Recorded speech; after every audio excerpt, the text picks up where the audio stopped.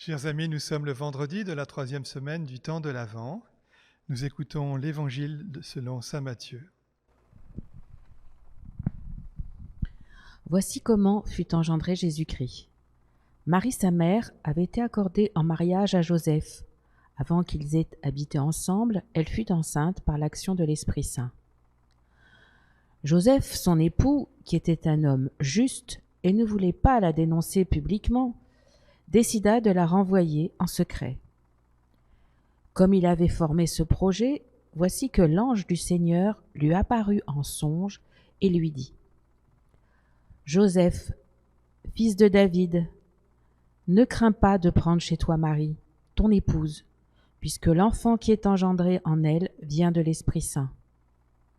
Elle enfantera un fils, et tu lui donneras le nom de Jésus, c'est-à-dire le Seigneur sauve, car c'est lui qui sauvera son peuple de ses péchés. » Tout cela est arrivé pour que soit accomplie la parole du Seigneur prononcée par le prophète.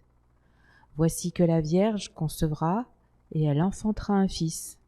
On lui donnera le nom d'Emmanuel, qui se traduit Dieu avec nous. Il fit ce que l'ange du Seigneur lui avait prescrit. Il prit chez lui son épouse. Chers amis, nous venons d'entendre l'Annonciation à Joseph, un texte chez Matthieu qui fait le pendant à l'Annonciation à Marie dans l'Évangile de Luc. C'est un texte très riche que nous allons accueillir petit à petit en le reprenant à partir du début. Hier, nous avions entendu et médité quelques éléments de la généalogie de Jésus. Aujourd'hui, il s'agit de la dernière ligne de cette généalogie. Quelle est la place de Marie et de Joseph dans la venue du Fils de Dieu parmi nous ? La première chose qu'il faut noter est que l'intervention de l'ange intervient ici après que Marie ait accepté d'être la servante du Seigneur et de mettre au monde le Fils de Dieu qui est engendré en elle par l'action de l'Esprit Saint. Avons-nous bien noté que ce n'est pas Dieu le Père qui a engendré en Marie le Fils qu'elle va mettre au monde, mais que c'est bien l'Esprit Saint. Faisons un détour, si vous voulez bien, par les religions de l'époque, chez les Grecs ou les Romains. Vous le savez, ils étaient polythéistes, ils croyaient en plusieurs dieux qui étaient un peu le reflet des craintes et des désirs des êtres humains. Il arrivait que Zeus, ou son équivalent, Jupiter, aille faire un tour sur terre, se trouve une jolie terrienne et par ruse lui fasse un enfant, lequel est alors un demi-dieu et un demi-homme. Héraclès chez les Grecs ou Hercule chez les Romains en est un des exemples les plus connus. Mais il y en a beaucoup d'autres. Dans la foi chrétienne, nous sommes à 1000 lieues de cette manière de voir. Commençons par éliminer les mauvaises solutions.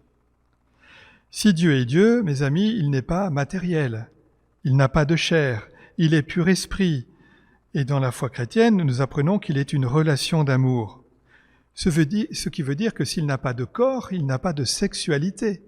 Dieu n'a pas de sexe. Il est pur esprit, comme je l'ai dit.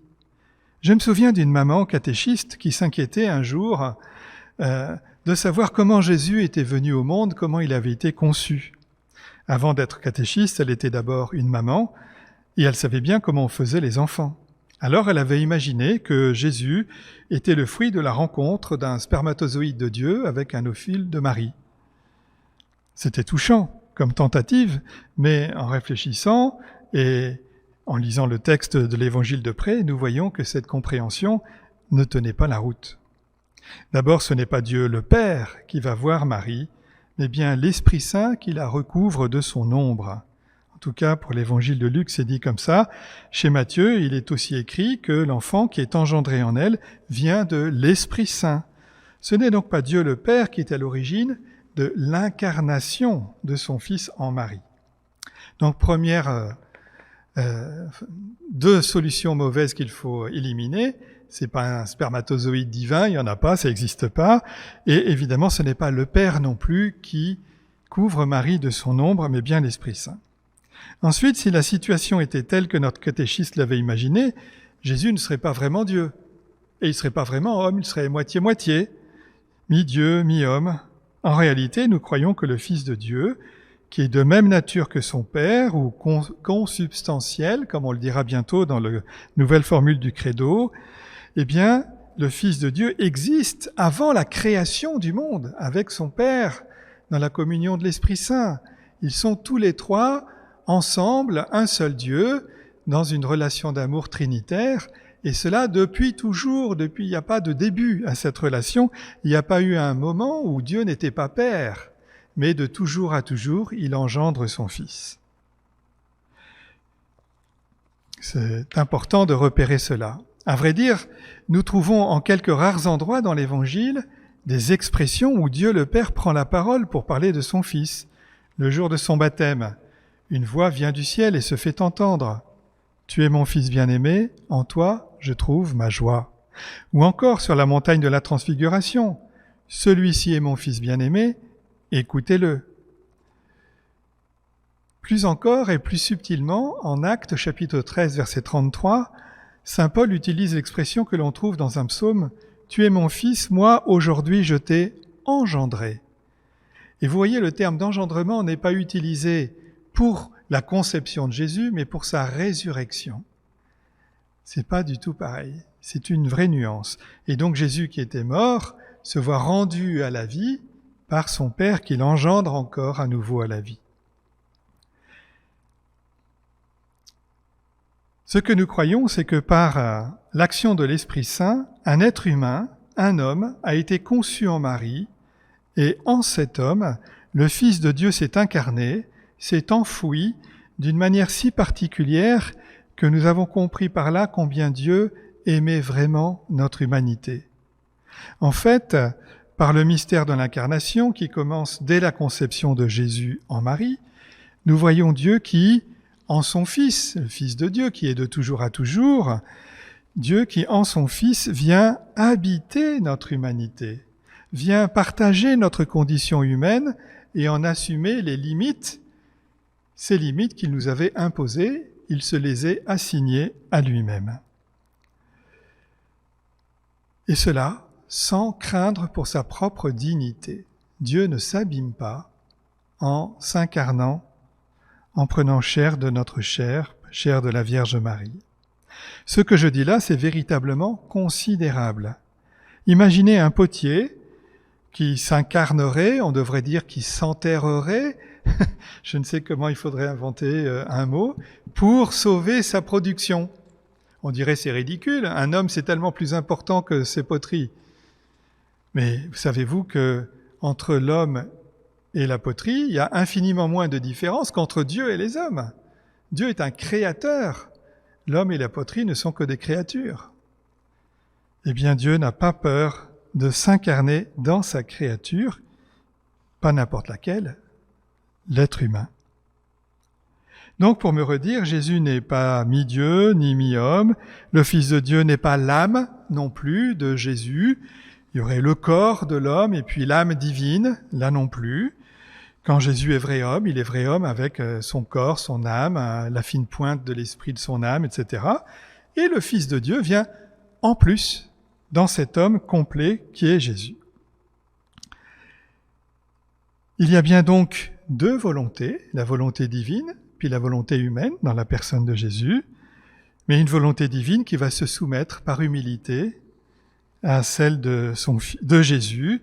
Et il y aura bien sûr un dialogue entre ces deux volontés, sans doute, dialogue auquel nous n'avons pas accès, mais je vous passe ces expressions des théologiens, qui fait que Jésus avait sans doute, en tout cas, conscience de qui il était. Sans doute que Joseph n'avait pas perçu tout ce que je suis en train de vous dire au moment où l'ange lui a parlé. Il a fallu plusieurs siècles, mettons 450 ans, pour que les chrétiens puissent formuler le credo que nous prononçons à chaque messe, tel que nous le professons aujourd'hui.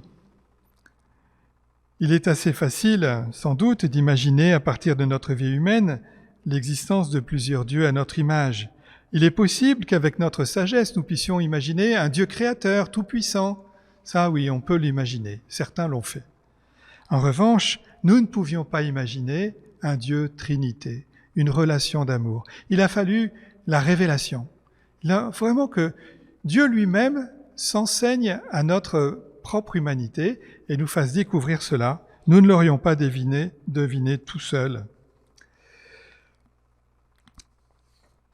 Alors le but de cette... J'avance un peu, pardon, je tourne ma feuille. Nous ne savons pas beaucoup de Joseph dans l'Écriture. Vous savez, il n'a rien dit. Il n'y a pas une parole de Joseph retenue par l'Écriture. C'était cependant un homme juste. Nous savons cela, c'est-à-dire qu'il était ajusté à la volonté de Dieu. Il était charpentier. Il a assumé le statut du père légal pour Jésus.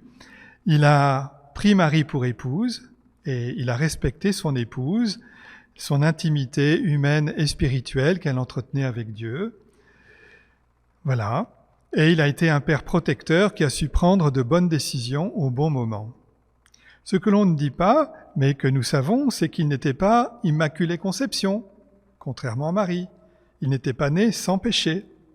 Et donc, il était pécheur. Sans doute pas un grand pécheur, puisqu'il était un homme juste, mais un pécheur tout de même. Et ce qui m'impressionne quand je fais cette remarque, c'est de me dire que le mystère du salut, et du salut du monde, c'est pas rien, eh bien, n'a pas été seulement remis entre les mains de Marie, Immaculée Conception, mais aussi entre les mains du charpentier de Nazareth. Le mystère du salut du monde a été remis entre les mains d'un homme pécheur. Entre les nôtres aussi. Nous le recevons à la communion. Elle vous vient des prêtres qui sont aussi des pécheurs et qui se confessent aussi. N'oublions jamais cela.